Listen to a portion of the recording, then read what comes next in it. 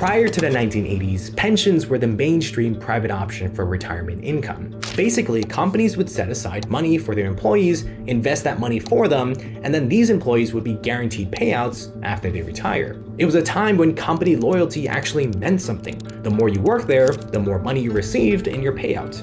But then Ted Benna changed everything. He believed pension plans were too expensive and too risky for companies, and so he did something about it.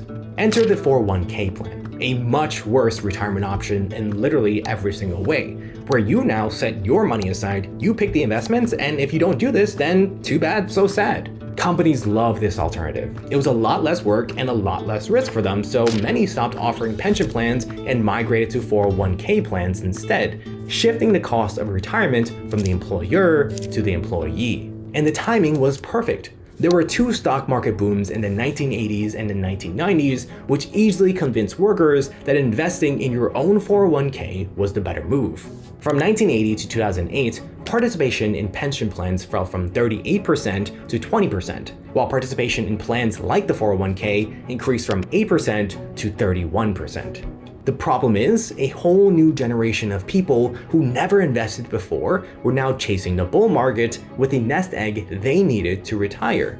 Steve Sholo and Dan Robertson were two public school teachers who didn't know much about finance, but they saw everyone else was raving about the 401ks, so they decided to join in. By 1996, they had doubled their retirement nest egg to $500,000. By 1999, their portfolio topped $1 million. And they were thrilled. They thought they made the best decisions of their lives. But by the early 2000s, the dot-com bubble burst, and Sholo and Robertson saw their fortune crater from $1.5 million down to $500,000. Tens of thousands of people who had been on the verge of retirement were now forced back to work because they lost everything. But the problems didn't stop there.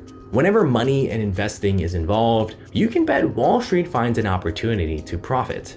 This is Robert Hilton Smith, an economist who regularly contributed to his 401k plan, who one day noticed something was off about his account. Despite the market doing relatively well, his 401k investment account was barely increasing. After digging for days and weeks, he finally saw where his money was going.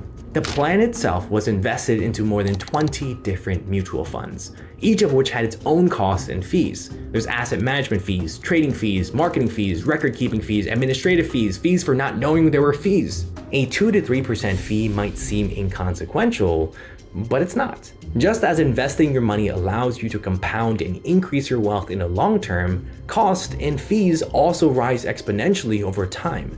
Suppose you have an investment portfolio worth $60,000. You plan to contribute $500 a month to it for the next 25 years, and it grows at an average rate of 8% per year. At the end, you'd have $884,635 in your portfolio. That's a lot of money. But if you had a 2% fee, you'd be left with only $606,450. That tiny 2% fee costs you $278,000. In 2012, Hilton Smith reported that on average, an American family will pay nearly $155,000 in 401k fees to Wall Street over their lifetime. But that's not even the worst of it. The idea behind these high fees is that when it comes to mutual funds in your 401k, a professional is helping you invest your money to beat the stock market. The problem is, about 51% of actively managed funds fail to do so. You're actually statistically better off hiring this cat, Orlando. In 2013, Orlando outperformed experienced and qualified wealth managers at picking stocks. And the best part? Orlando doesn't require any hidden fees.